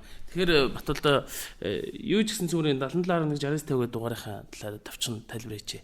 Энэ сая бид өнгөрөх жоноос CodePro гэдэг компани үйлчлэгийг авсан. Бас CodePro-го магтаад авчээ. Биш мундаг залуучууд байдаг. Тэгээ CodePro-гийн үйлчлэгээ юу гэхээр шугам салаалж өгдөг. Нэг утаснаас олон оператор зэрэг дуудлага авна. Тэгээ дэлхийн хаанаас ч дуудлага авч болдог. Тохиргоог нь хэвэл Монголдо бол гэрээсээ ч тэр хаанаас ч тэр дуудлага авдаг. Тийм учраас бид нар яг энэ технологиг ашиглаад шинэлэг технологиг ашиглаад хэрэглэгчдэд даван талыг бий болгож чинь мөн дээрээс нь операторуудаа бид нар гэрээс ажиллах боломжийг олгодог. Тэр манай тэр хэрэглэгчдэд зөвлөгөө өгж байгаа операторууд маань гэрээсээ хүүхдэд харангаа ч юм уу яг албан байгууллага дээр офис дээр суугаад ажиллах боломжгүй улсууд яг тийм ажил үйлчлэгээ хийдэг юм даваа талтай гоё технологи нэвтрүүлсэн байгаа шүү. Тэгэхээр тэр 77.11.69.50 гэдэг дугаар дээр ирж байгаа дуудлага дундаас хамгийн их давтагдж байгаа асуултуудыг өнөөдөр бас лавсрын захирлаас асуугаад хариулт авъя гэж би тэр шийдсэн. За тэгээд ер нь хамгийн их дийлэнх асуудаг асуултуудаас бол эхнээс нь ийм байна л да. Мотор одоо түрүүн ярьсан мотор цэвэрлэгч гээд байгаа. Энийг ер нь яаж хэрэгэлдэг вэ? Үн хэдвэ гэсэн. Яаж хэрэгэлдэг талаар бол ерөөхдөө бас ярьсан. Гэтэ яг товчхон сахиа ярьчих тий. Үн хэдвэ? Яаж хэрэгэлдэг юм бэ гэсэн. Тэгэхээр манай Протеки одоо тослогооны систем цэвэрлэгч гээд байгаа. Энэ зөвхөн тослогооны систем цэвэрлээд зогсохгүй Porsche-гийн койлцыг өөрөөр хэлбэл хий хуваарлах систем одоо Porsche-гийн толгой дээрээс даралт талдуулахгүй байх одоо койлц солихгүйгээр хуравч солихгүйгээр одоо бид нэр ком жирэг солихгүйгээр энийг ингээд хэвийн байдалд нь оруулах зориулалттай ийм мотор угаагч байгаа. Тэгэхээр энэ бол одоо өмнө нь байсан ч гэдэг юм уу бусад мотор угаагчтай бол зөөрлөх юм байхгүй өндөр үйлчлэгээтэй ийм бүтээгдэхүүн. Энийг бол одоо хувь хүн өөрөө аваад хэрэгжилж болно. Яаж хэрэгэлт юм бэ гэхээр одоо явж байгаа хуучин тасан дээр хийгээд 20 км явж байгаа. 20 км явдаг нь ямар учиртай гэхээр моторыг өндөр эргэлтэнд байлгахад бас ачаалттай байж өндөр эргэлт өгвөл тэр тухайн хөдөлгүүрдээ одоо илэгдэл янз бүрийн юм авчирдаг. Тэгэхгүй бол одоо зогсож байгаа таазалдаг ч юм уу зөвхөн нормалдж угаах ч гэдэг юм уу энэ юм дээр аль нь одоо өндөр үр дүнтэй байна гэдгийг бид нэр 10 жил судалсны судалгааны үндсэн дээр ингэж тогтоосон ийм юм байж байгаа. Үний юу? Үний хувьд 35800 гэдэг одоо 375 грамаар савлагдсан байдгийг. Ихэнх суудлын машин одоо манайх одоо Улаанбаатар хотод ч гэдэг юм уу ер нь яг нөгөө газар нутаг томтой хөдөө гадаа их явдаг учраас том джип энэ төр ундаг. Бусад хотууд бол одоо гадаадын оронд бол ойролцоогоор хөдөлгүүрийн багтаамж нэг одоо юу гэдэг 1500-аас 3000 хооронд байдаг хөдөлгүүрүүдэд ихэвчлэн дээдл нь 3-аас 6 литр тосордог байхгүй. Тэр хэмжээнд зориулаад савлцсан нь 375 грамын савлгаатай. Энэ нь 35800 төгрөгийн үнэтэй. Тэр 20 км явж байгаа нь гэсэн шүү дээ тий. 20 км явж байгаахта моторын эргэлт өндөр байх гэж байгаа. Тэгэхээр энэ одоо хичнээн км цагийн хурдтай явбал бас илүү тохиромжтой байдаг юм. Зарим нь одоо нэг бүх илүү хурд авч идэх юм уу те илүү хүчтэй ажлууд бол гэдэг тийм ойлголт бас байж болох юм тий илүү сайхан болно ч гэдэг юм тийм ойлголт байж болно шүү дээ. Яг ер нь явдгаар л одоо бид нэр жолооч нарт одоо 80 км цагаас дээш хурдтай яв энэ гэх юм бол одоо нөгөө зам хөдөлгөөний 4 м зөрчиж явах байх. Ер нь явдгаараа гайгүй шиг явчих хэрэгтэй. Гэхдээ мэдээж зам хөдөлгөөний 4-ийг зөрчихгүй байхаар нэгдүгээрт. Хоёрт яадаг вөхөр бас автомат короп угаагч гэдэг бас адилхан нөгөө тослогооны систем цэвэрлэгчтэй адилхан 20 км явж угаадаг үйлчлэгтэй юм байна. Тэгэхээр бид нэр ямар шаардлага тавьдаг вөхөр одоо жишээ нь 4 шаттай урдны хайрцагтай одоо ихэвчлэн юу гэдэг юм дээ 90 хэд оноос нэг 2000 оны дунд үе хүртэл одоо 2010 он хүртэлж байдаг юм энэ машинууд ихэвчлэн 4 шаттай урдны хайрцагтай байдаг. Тэгээ автомат коробч нь одоо блок тийм диск тэрэн дотроо одоо галап механизм янз бүрийн юм одоо дидер тавьчаад явхад чинь нэгдүгээр араас солигдлоо, хоёр доо солигдлоо, гурав доо орлоо, дөрөв дөө орлоо ч гэх юм уу. Энэ дөрөвдүгээр араанд ороход дунджаар нэг 80 км цагийн хурд авч иж дөрөвдүгээр араанд ордог байхгүй. Тэгэхээр энэ шатнд нь нөгөө цэвэрлэгээ явагдах учраас нөгөө хөдөлж явал хурд авч явсаар байгаад бас нэг сүүлчийн шатандаа шилжилт нь ийм хурдтай явах юм бол бүх блок диск юмнууд нь нөгөө нөхсөө юмнууд нь угаагдах нэ гэсэн ийм юутай тийм ч бас ачаалттай ажиллагаанд байж иж энэ манай угаагч цэвэрлэгч юмнууд бол үр дүнгээ өгдөг ийм юм байна. Энэ бол хороопон дээр гэсэн тий хороопон дээр гэсэн үг шүү дээ тий. Саяны нэг юм дээр нэмэлт асуулт асууч. Үнний талаар асуулаа. Тэгээд энэ яг хуу бас эдийн засгийн байдалтай холбогдох бах цаашдаа юу гэдгийг төгрөгийн шунуул еврогийн шүсүүл гэдэг юм уу те германаас бараа бүтээгдэхүүн оруулж ирж байгаа шүү дээ. Тэгэхээр үүн бол цаашдаа өөрчлөгдөж бас мэднэ.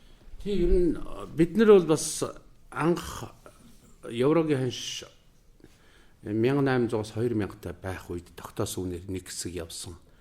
Тэгээд одоо нэг 5-6 сарын өмнө яалтчгүй евро маань нөгөө 3000 гараа явцсан. Тэгээд хэрв энэ чигээр явах юм бол бидэрт алдагдaltaй байсан болохоор бид нэр аль болох бага хэмжээгээр үнэ нэмсэн байгаа. Гэхдээ одоо бол сүүлийн үед хараад байхад еврогийн ханш гайгүй харьцангуй доктортой 3000 орчимдоо бариад байгаа. Тэгээд энэ ханш учиргүй хөдлөөд явчихгүй бол энэ хүн байдгаараа байна. Тэгээд зөвхөн мотор угаагч биш, мотор угаагч, түлшний систем, цэвэрлэгч, тослохооны автомат кроп угаагч, хөргөлтийн систем, цэвэрлэгч гээд энэ цэвэрлэгээний энэ бодиснууд ихэвчлэн 35800 төгрөгнөттэй байгаа. Цэвэрлэгийнх нь бодиснууд. Тий. Дизелийнх дээр бол дизелийн систем цэвэрлэгч 44800 төгрөгийн үнэтэй. За тэгээд дизелийн утаан намсгч гээд байдаг. Утаан намсгч гээд бид нэр цаанаас анти смог гээд ирсэн болохоор бид нэр тэгээд нэрлэлсэн байгаа. Тэр зөвхөн утаан намсгахаас гадна тэр апартур, барсуун, пар, блүнжер юмны ажиллагаа тослогоог дэмжиж өгдөг бас маш сайн бүтээгдэхүүн байдгийн. Тэр жишээ нь 20800 төгрөгийн үнэтэй байх жишээтэй. За тэгээд нөгөө тосгойжил зогсоогч гэдэг дөрөв бид нэр ярьсан. Тэр тосгойжил зогсоогч нь 45800 гэж байгаа. За тэгээ хоёр гайхамшигтай нөгөө нэмэлт бүтээгдэхүүн байна. Oil booster гэдэг одоо 150-аас 200-аас дээш мянган километр явсан хуучин машинд их тохиромжтой энэ бүтээгдэхүүн байдаг. Тэр одоо хөдөлгүүрийг хамгаалдаг, элэгцэн гадаргуудаар бялонг үүсгэх зай зураг багасгадаг, зууралдах чадвар маш өндөртэй. Өглөө асаахад галапанд ачин дуурж агаад чимээг болдог гэд тэгжсэн шүү дээ. Тэгэхээр oil booster гэдэг юм бол тэр одоо деталийн гадаргуудаар дасралтгүй пилонх үүсгээд байж байдаг. Хэдий тос доошо буулаач гэсэн тодорхой хэмжээнд бас тэр тос очтол тэр эдэнгийг хамгаалж ахаар тийм зууралдах чадвартай ийм бүтээгдэхүүнээс хуучин машинд илүү тохиромжтой байдаг. Нано хөдөлгүүр хамгаалагч гэсэн одоо хөдөлгүүрийг дээд зэрэгээр хамгаалдаг янз бүрийн одоо нөгөө номог шиг юмнууд байдаг л да. Оросууд нано хөдөлгүүр хамгаалагчийг ладад хийгээд лада гэдэг машин байдаг шүү дээ. Тэрэнд хийчээд нэг цаг хэртэй ажиллуулсныхаа дараа бүх тосыг насгаад, касчийг аваад, калабангийн тагийг авчаад эстакадн дээр тавьсан үтсгэлэн дээр өдрийн 8 цагаар ажиллуулж байна гэдэг байж байгаа байхгүй. Ямар ч тос байхгүй. Тий. Тэгэхээр нано хөдөлгүүр хамгаалагч тэгээд нэг нэвчээд ингэчих юм бол тийм хэмжээгээр одоо жишээ нь хамгаалдаг тийм гайхамшигтай бүтээгдэхүүн байна. Тэгэхээр бид нар бол тэрийг одоо юу гэдгийг тэгээд нано хөдөлгүүр хамгаалагч хичээд тосгүй явж болно гэж байгаа юм биш. Ямар нэгэн одоо аварын нөхцөлч гэдэг юм манай дэш тохиож байсан. Тий. Эндээс тос хийчээд яваад тэгээ хэд онсон ч мэдэхгүй нэг явж байгаад хашаанда орсон. Тэгээд өглөө машин асгасан юу маслын гэрэл насдаг гэж байгаа байхгүй. Маслын гэрэл насаад яагаад масл байдгүй гэсэн маслын татаад шүүпэн дээр нь масл байхгүй. Тэгээд доогуур насан чи касч аглаа хийцэн. Тос байхгүй. Тэгэхэд өвөл застаа хашааруугаа явж ороход нэг тусч тос тэр засан дээр тусааг байна гэж байгаа байхгүй. Тэгэхээр тэр нэлээ хол тосногоож дууссан байгаа байхгүй. Тий. Тэгэхээр тэгж хамгаалдаг ийм бүтээгдэхүүн. Тэгэхээр нано хөдөлгүүр хамгаалагч oil booster гэдэг энэ байна. Тэгээ нано товууд гэж би гих мэтлэнгээр ийм бүтээгдэхүүнд бийлдэ. Тэр нано хөдөлгүүр хамгаалагч oil booster хоёрын маань үнэ хэдвэ? Сая бол энэ хэлсэнгөө тэгээ. Oil booster үн 48800. Нано хөдөлгүүр хамгаалагчийн үн болохоор 53800 гэж байна. Ер нь одоо ингээд мотор угаагаад тосоо солиод өндөр гүйлттэй машин бол oil booster их нь байна. Одоо 200-аас доош гүйлттэй машинд бол одоо нано хөдөлгүүр хамгаалагч хийж болох нь байна. Тэгэхээр энэ нано хөдөлгүүр хамгаалагч oil booster хоёрыг бол тос солих болгондоо хийж ивэл эдлэгээ юмда их сайн. Аварын нөхцөл гаруул хамгаалах нь. Хоёулаа өтгөн шингэн нэг нь их гүйлтэй нэг нь он залуутай машин ч гэдэг юм уу тэрүүгээр л ялгаатай гэхээс хоёулаа л адилхан мотороо нараа төвшөнд хамгаална. Хоёулаа л адилхан одоо саяных шиг цаасан дээр тус горж ирэх нь шүү дээ. За ер нь бол эрсдлээс хамгаалнаа бас бүхэл одоо талаар хамгаална гэж ойлгож болох нь. Энэ үнийн талаар бол ер нь асуултууд бас ирсэн байсан. Бүх бараа адилхан үнэтэй юу, үн хэдвэ гэсэн асуултууд бол ер нь их бас байдаг юм. Ерөнхийдөө сая бол ерөнхий ойлголтууд авчлаа гэж багцаа. Цэвэрлэгээний бац ихэнх нь бол 35,800 төгрөгийн үнэтэй байдаг юм байна. А хоёр нано хөдөлгүүр хамгаалагч ойл бустер хоёрыг бол бүр тоочно үнийг хэлжлээ. 48,800 нэг нь 53,800.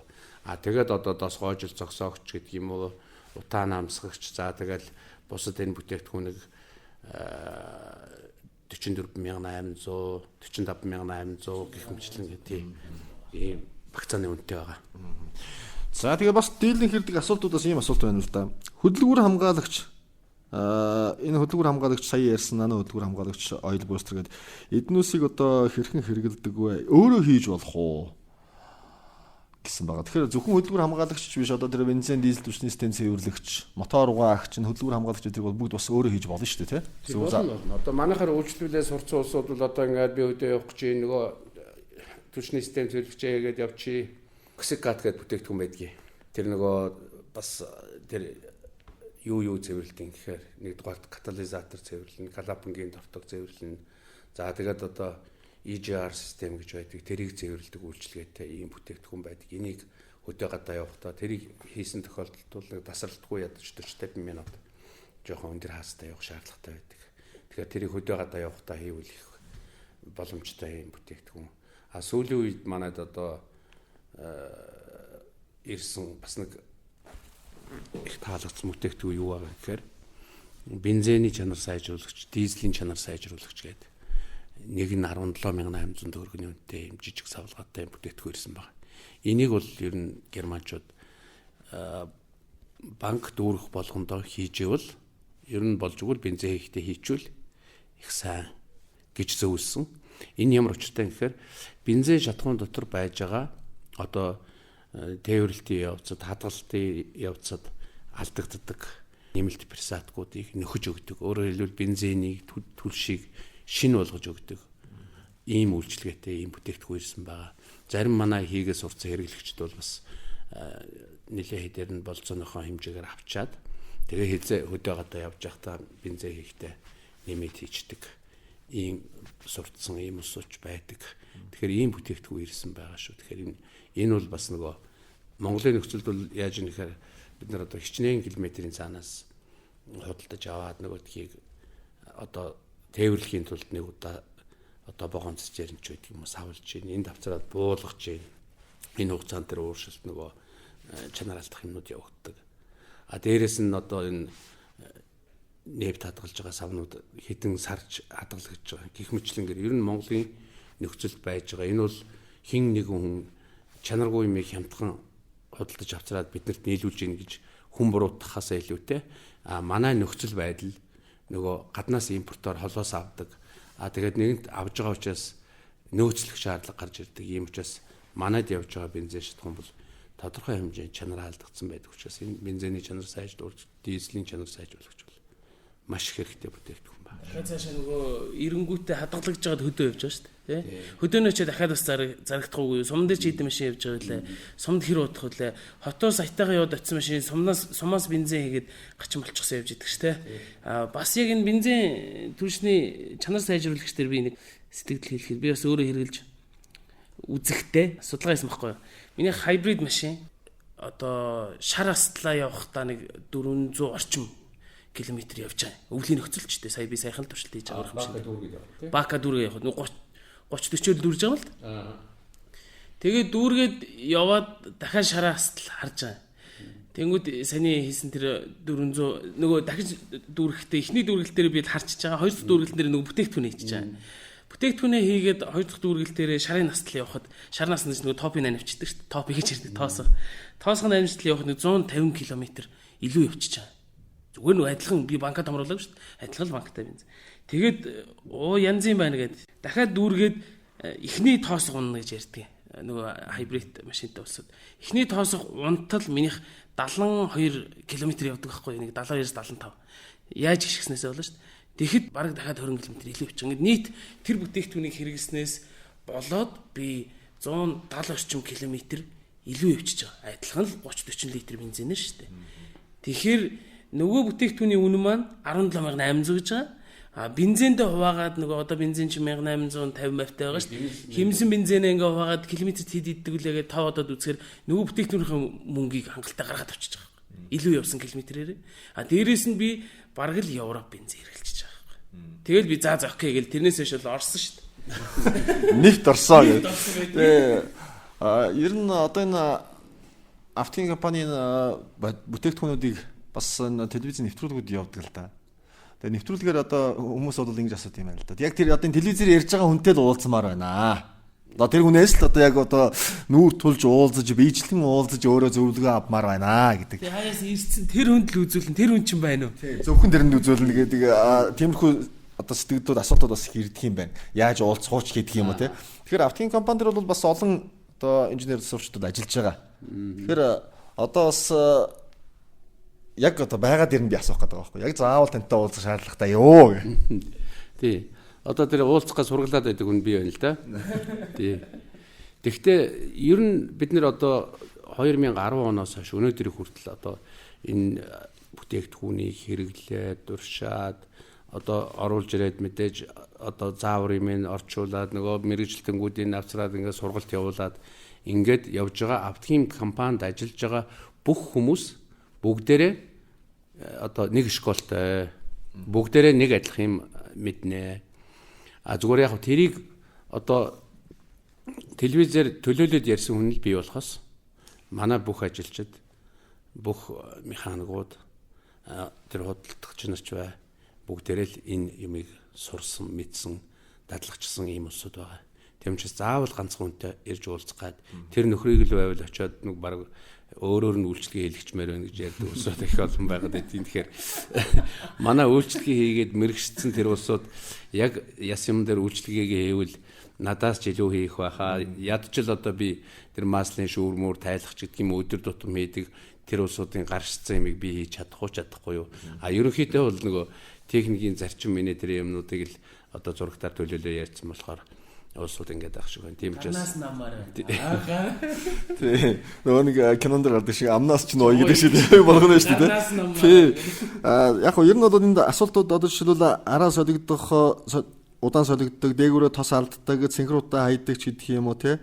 Тэгэл тосгоожил зогсоогч ямар одоо үүрэгтэй яаж хийх вэ гэдэг тал дээр бол түрүүн ерөнхийд нь бол ярьцсан. Энэ тал дээр бол хүмүүс хариулт авцсан байх гэж бодож байна. Борлуулагчийн тоог нэмж болохгүй мó. Тэгээ бас нөгөө түгээлт их юу муу байна. Зарим аймагт өөрөөр хэлбэл зүүн тал руу аймагуудад борлуулагч алга байна. Заавал хотоос захиулж авах хэцүү юм аа. Тэгээд яг энтэй холбогдоод борлуулагч болж болох уу? Өөрсдөө борлуулагч болж болох уу гэдэг асуулт нэлээд их хэдэн хувийг эзэлсэн юм байна л да. Бид чинь нөгөө операторудаас ирсэн мэдээлэлдээ тулгуурлаж яриад байгаа шүү дээ. Тэгэхээр яг энэ тал дээр та тайлбар өгөөч. За нэгдүгээр борлуулагч болох бол нээлттэй.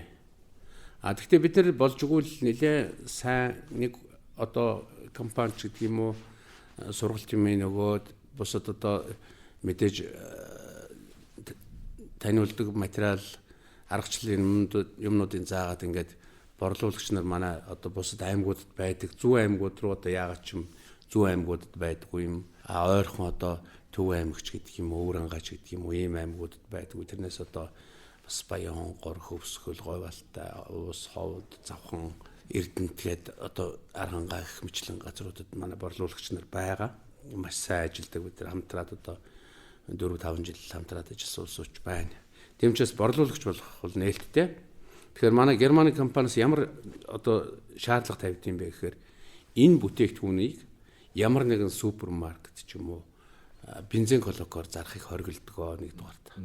За зарах тийм тохиолдол гарах юм бол зөвхөн одоо манай сургалтанд хамрагдсан энэгээр мэрэгчсэн хүнээр одоо гардж заруулах ийм одоо бас нэг тийм дотоод дүрмтэй байдаг.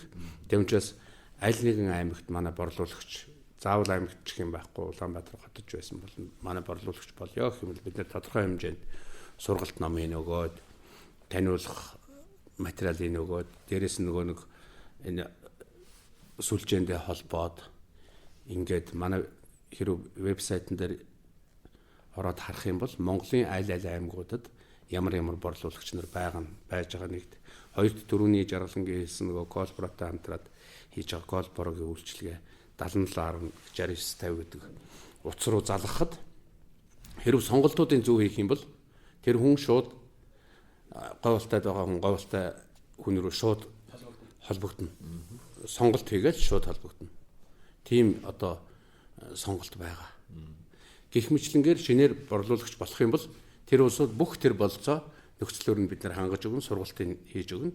Тэгээд тодорхой хэмжээнд бөөний үнээр нийлүүлээд тооцоо моцоо хийгээд ингээд явдаг.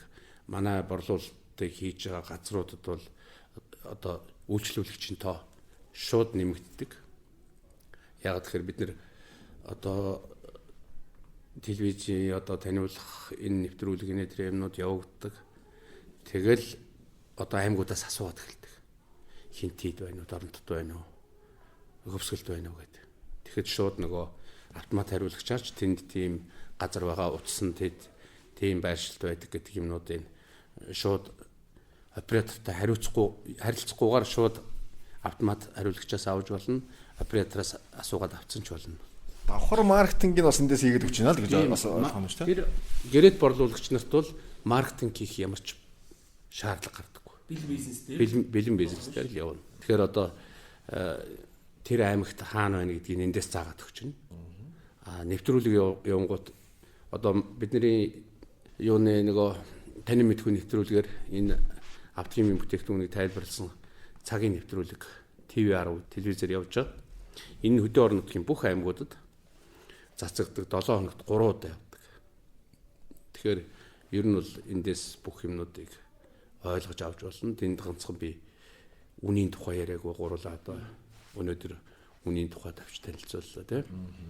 Тэгээд бас нэмж хэлэхэд нөгөө Facebook пэйж байгаа одоо бараг 20 мянган дагагчтай болсон. Энэ пэйж маань автомат хариулагчтай чатбот гэдэг чинь тийм. Чатбот дээрээс бүх бүтээгдэхүүнүүдийн танилцуулгыг үг үсэггүй зураг хөрхтэй. За дээрээс нь нөгөө аймагуудын утасны дугаар холбогдох хаяг бүх юмыг бүгднийг авч болно. Автомат хариулагчтай хариулж байгаа. Мөн манай операторууд давхар асуусан асуултанд чатботоор хариулж чадхааргүй тийм асуусан асуултанд цаг алдалгүй хариулдаг. Мэдээж бас ганц хоёр одоо цаг ч юм уу эсвэл нэг хоногийн дараа ч юм хариулах тохиолдол бий л дээ. Тэгтэл аль болох түргэн дунджаар цагийн дотор хариулдаг гэсэн үзүүлэлт байгаа шүү манай чатбот дээр. Ер нь бол одоо юм хөгжчөөд байна. Тэгээд бас манай одоо энэ залуучууд жолооч нар өөрөөсөө бас сайн авахад явах юм бол жатаарч тэр одоо тэр лавлах одоо утсаарч тэр тий бүхэл юмар бас давхар хариултуудаа авах бүрэн боломжтой гэж ойлгож байна. 77.6950 гэдэг утсаар холбогдоход бол ер нь нэлээ их сонголттой. Тэгээд энэ цавшааныг ашиглаад одоо Колброгийн хамт олонд амжилт хүсье. Сайхан технологи нэвтрүүлсэн энэ хэрэглэгч одоо үйлчлүүлэгчдийн хооронд нь холбож өгсөн юм үйлчлэгээ шинэ технологи нэвтрүүлээд ингэж явж байгаа Автохим компани хамт олонны өмнөөс талархал илэрхийлж байна. За тэгээд дөрөв бол ер нь газ мотор, хайбрид моторын талаар бас ярьсан. За тэр гинж дуурж байгаа ч гэдэг юм уу те. Ер нь гинжний тухай би нэг хэлчих. Манайхан яг гоо гинж дуурж байгаа гэдэг. Манайх яг гоо гинж дуурж гин үү юу дуурж гин гэдгийг туршлагатай механик одоо манай гадуур засварын тэр хийж байгаа улсууд бол ерөнхийдөө мэдээд хэлээд өгчдөг баг. Зарим тохиолдолд нөгөө гинж дуурж байгаа гэдэг таамаг юм ярьдаг. Тэгээ гинж дуурахыг яаж чимээг болох вэ гэдэг юм уу юмнууд их асуусан байдгийг. Тэгэхээр одоо дотоод шилтэлтэй хөдөлгүүрт гинжин дамжуулагтай, эрмэн дамжуулагтай гэж хоёр одоо хий хуваарлах системийг одоо ажилуулдаг юм байдаг. Тэгэхээр эрмэн дамжуулгыг бол одоо тухны эрмэн гэж ярьдэн шүү дээ. 100,000 км яваад солино гэсэн үйлдвэрийн заалттай. Гинжин дамжуулга бол бас нэг 100-аас 150,000 км яваад тэрийг бас сольж явах хэрэгтэй байдаг. Тэгэхээр манайхан ямар нэг юм хийгээд чимээгүй болох чинь дугаа болох чинь гэж яриад байдаг. Тэгэхээр энэ гинжчин бүгд нэг пайлц холбогдсон байдаг. Тодорхой хэмжээний нэг пайлцсан дээр одоо хэдэн микрогийн ч гэдэг юм уу илэгдэл явагдаад 48,000 км-ийн дараа энийг солихоос өөр аргагүй. Тийм учраас солиорой гэсэн үйлдвэрийн заалтай байдаг учраас гинжиг бол одоо солих хугацаанд нь солиорой л гэж одоо зөвлөх байна. Тэрнээс яг ойл бустер хийгээд ч гэдэг юм уу тодорхой хэмжээний нөгөө зай зочоор багасгах байгаа учраас яг одоо хэдэн километр байдгийг 10-20 мянган километр гэж жоохон чимээгүй явж магадгүй. Гэтэл хэзээ нэгэн цагт тэр сунаад нөгөө шүд мүд давах юм бол хөдөлгүүрт бас нэлээ эвгүй эвдрэл гэмтэл коллап мөрөхөөс ахуулаад ийм гэмтэл үүсдэг учраас үйлдвэрээс заалттай солих шаардлагатай гэсэн юмнуудыг тэр хугацаанд нь тэргүүлтэн дээр сольжих шаардлагатай шүү л гэж хэлэх байна да. Нэг юм бас ярьдаг юм л да. Одоо жишээлбэл автохийн компани дээр ирээд энэ бодисууд хийгээд үйлчлэгээ авлаа. Автохийн компаниас одоо моторын тослохооны материал аваад хийлгэлээ гэдэг зарим хүмүүс болохоор тэгээд байдаг байхгүй. Би мотордоо зөвхөн тийм л тос хийдэг. Тэр тосоо авч очиод хийлгэмээр байна. Эсвэл одоо нөгөө өөрөө хийж болох уу гэдэг хүмүүс ч бас тиймэрхүү юм бас ярьдаг л да. Энэ бол бүхэл одоо бодисууд бол бүхэл төрлийн одоо тослохооны материал дээр хийнэ шүү дээ тийм бүх төрлийн тостой зохицно. Тэмчээс тэр хүн өөрөө одоо ямар тосоо сонгож хийнэ үү? Бас эдийн засгийн болцоо байна. Дээрэс нь өөрөө одоо толгой дотор нь тийм тосол одоо гайхамшигтай сайн тосгоод бодцсон, итгэцэн тэрийг шүтцсэн улсууд байдаг. Тэр одоо тэрийг бол одоо бид нэр үгүйсгээд одоо бай тэр тийм биш гэдэг ингээд зөөрөө заавал манайхыг хийгээ шаардаад байх юм байхгүй. Тэр бол хүний бас нэг болцоо сонголт. Тийм учраас ер нь стандартын шаардлага хангасан хөдөлгүүрийн тос за автомат коробл ингээд бүх төрлийн эрдүг төрийн ч гэдэг юм уу энэ тосонд хийдэг нэмэлт бүтээгдэхүүн цэвэрлэгч бол бүх төрлийн тостой зохицно. Тэр нь ганцхан стандартын шаардлага хангасан ийм л байх хэрэгтэй юм байна. Тэгээ ер нь анзаарч байгаа юм л да бас хүмүүс очдог. Ер нь бол манайхан дэгдэж шүү дээ. Нэг үйлчлэгээ хийлгэж авахтаа л одоо маш бүхэл одоо үйлчлүүлэгч хаан гэдэг шиг бүхэл имийг л одоо гайхамшигтайгаар хэрэгжилж үзээд өөрөө одоо сэтгэлдээ гайхалтай ханамж авахыг хүсээд идэг те. Одоо нөгөө цилиндрийн даралт хэмждэг гэвэл одоо тэр нэвтрүүлгээр ингээд гарч идэг. Тэгэхээр хүмүүс үйлчлэгээ хийлгэх гэдэг яг та миний цилиндрийн даралтыг хэмжиж өгөх үү? Би хэмжүүлмээр байна. Уг нь бол заавал бас хэмжих шаардлагагүйгээр одоо үйлчлэгээ хийх боломжтой шүү дээ те. Тийм боломжтой л да. Ер нь манай цилиндрийн даралт хэмждэг багж бол бас бус багжиг бол бас арай л хэмжихэд хялбар дээрээс нь одоо нөгөө заалт нь цаасан дээр зургатад гарчдаг юм болохоор тэрийг нэг үзэж бүрэн ихтгэл авах сонирхолтой усуд байд юм шиг байна. Тэгэхээр цилиндрийн даралтыг бид нэр хэдийд хэмждэг бэ гэхээр ер нь яг уу ямар нэгэн сургалт явуулдаг ч юм уу одоо нэг бааз байгууллагын инженер техникийн ажилчид ирээд одоо ийм үйлчлэгээтэй гэдэг сургалт явуулж явах үед тэрийг нотлох зорилгоор л ихэвчлэн хэмждэг л дээ.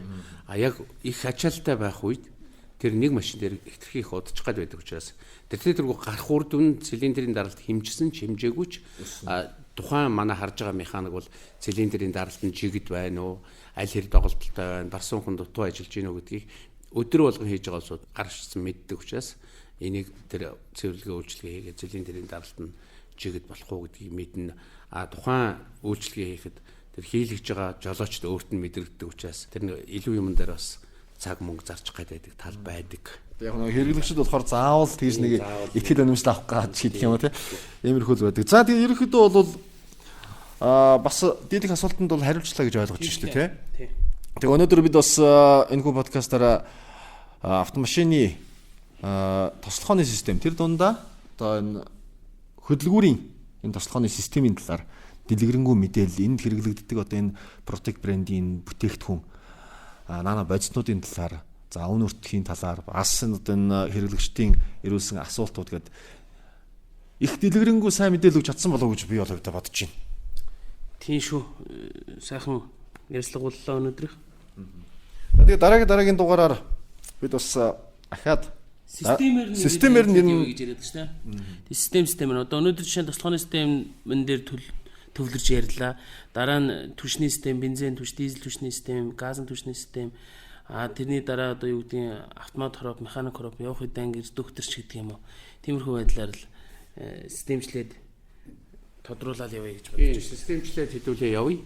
Тэгвэл ер нь яг системчлэхэд заавал нэг нөгөөгөөс хамааралтай байдаг учраас одоо жишээ нь давтагдаж таарна. Тэгэхээр тэрийг бол бид нэр аль болохоор сонсогчдоо залхахгүйгээр ойлгомжтой байх үүднээс энийг бол зохицуулаад яриад явна гэж бодож байгаа нэгт.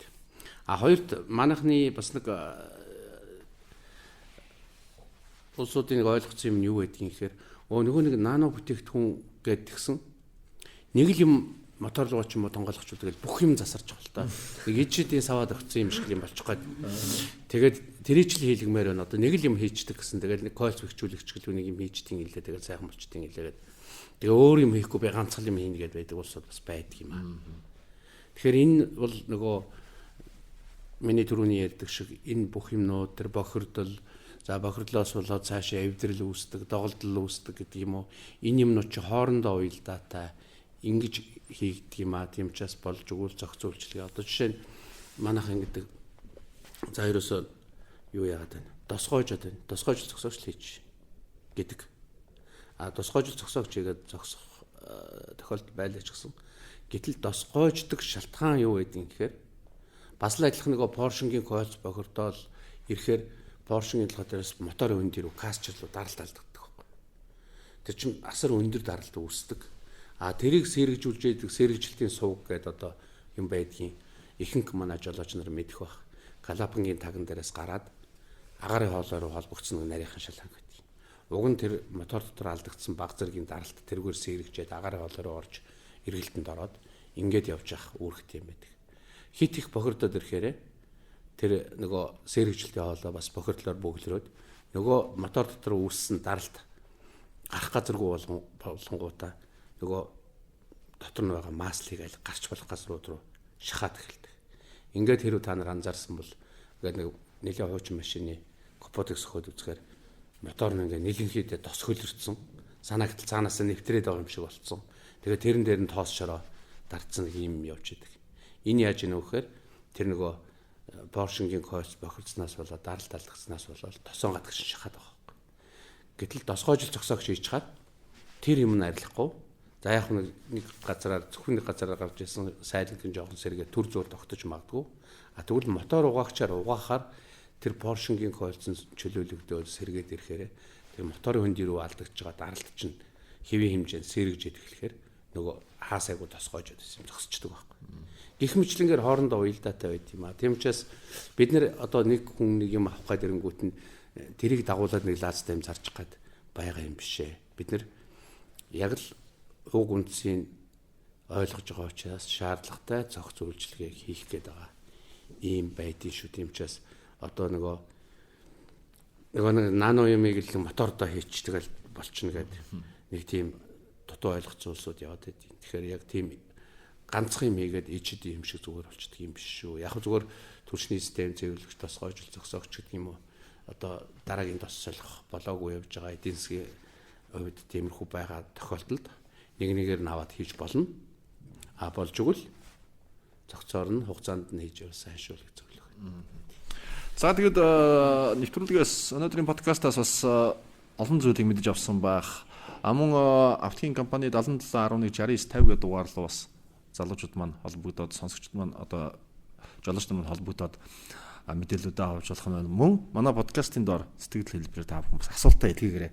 Асуулт болгонд чинь жаргалан битээр бас дараагийнхаа дугааруудаар хариултуудыг аль болох одоо хурдан шуурхаал өгөөд явахыг хичээнэ. За тэгээд өнөөдрийн подкастын төгсгөлд автогийн компанид ирээ гэж бодож байгаа. Яг одоо өнөөдрийн подкастыг сонсоод очих сэтгэл төрсөн те машиндаа үйлчлэгээ хийхийг хүсэж байгаа энэ хүмүүст хаяг байршлын талаар нэг мэдээлэл өгөө.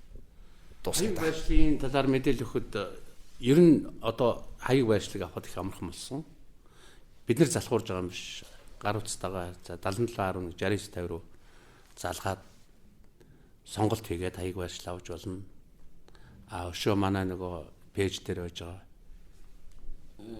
Пэйжээс авч болно. За Google Map гэдэг нэг гайхалтай юу платформ байгаа. Тэгээ Google Map дээр автогийн гэвчэд хангалттай гарч ирнэ. За дээрэс нь 3 их хаяг гээд нөгөө дэлхийд дахинд хэрцэн сүлжээ байгаа. Тэрийг Монгол шуудангийнхаа маань нутагшуулж байгаа. Тэрэн дээр манайх чадхад очдог ундаа гэсэн 3 үгээр 3 ихт хаяг байршлаа оруулсан байгаа. Ингээд боломж зөндөө байна дөө. За тэгээд манай залуучууд жолооч нар маань бас Уучлаарай юу хаяг зааж өгөхөөс залхуурж байгаа юм биш шүү. Хаанаас олж болох вэ гэдэг замын заагаад өгчлөө.